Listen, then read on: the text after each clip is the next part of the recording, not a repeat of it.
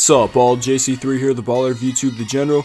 Welcome to Topic Tackle. My take for today is on how Adidas basketball managed to take a W and get James Harden to leave Nike. I've done a couple videos in the past that you should check out, how Adidas lost LeBron to Nike, and the real reason why Kobe left Adidas for Nike. So today we are finally looking at something good that Adidas did in their basketball sneaker department. As always, remember to give this video a thumbs up for more Topic Tackle and leave your feedback in the comments down below.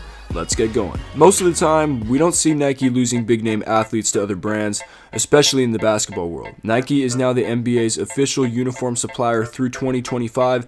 Every jersey has the swoosh in the prominent upper right front corner, and every sock has the swoosh on top. Nike's basketball lineup prominently features KD, LeBron, Kyrie, and PG, which is stacked. But here's an interesting fact. If James Harden wins the MVP this year, which he's favored to do, 3 of the last 4 regular season MVPs will not have been Nike athletes. In a Nike-dominated league, where it was reported 3 years ago that 72% of players wore Nike or Jordan shoes, the 2 that got away must be a small but nagging thorn in their side. These 2 players are Steph Curry with Under Armour and James Harden, who is now making waves with the brand with the 3 stripes. Oh, this old Foot Locker commercial with Steph and James both sporting the swoosh. You know Nike certainly wishes that was still a reality to this day. But Harden signed a 13-year, $200 million deal with Adidas in the summer of 2015, one in which Nike did not match. Why didn't they? Well, Harden was entering his 7th season at the time, still without a signature shoe, and according to sportingnews.com, if it hadn't happened for Harden yet,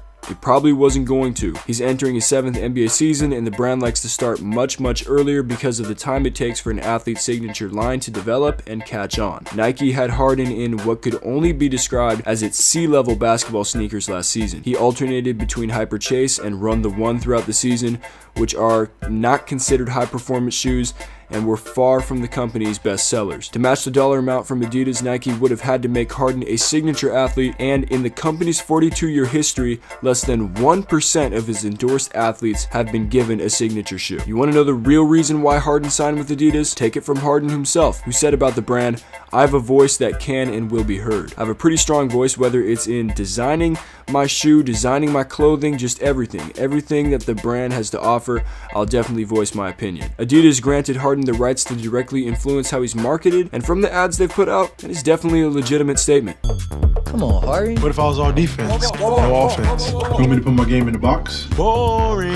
The Harden Volume 1 was well received by the general public, and it featured premium materials like a Boost midsole, prime knit, and either leather or suede in the forefoot. Due to Harden's interest in fashion and sense of style, the Volume 1 are shoes that the public could wear to hoop in or wear out on the streets casually. Adidas introduced another iteration of the Volume 1 line called the Volume 1 Lifestyle this past summer. These featured a full prime knit upper with Boost cushioning. Lonzo Ball proved that you could also wear the Volume 1 LS to hoop in, as he sported them in a Summer League game. And over All-Star Weekend 2018 in LA, Adidas released the Harden Volume 2, a completely data-driven shoe. The outsole features pods of different sizes, which are actually pressure points that the company mapped of Harden's foot in their Futures lab in Portland. They added 15% more Boost cushioning to the Volume 2 for max comfort, integrated a customizable lacing system similar to that of the Dame 3 for personalized lockdown, and introduced a new technology called Forge Fiber in the forefoot, which are TPU threaded strands that assist in lockdown for lateral stability. Adidas really was the best place for Harden to end up at. Their popular original side of the business, they could create basketball shoes that could be worn for the court or the streets,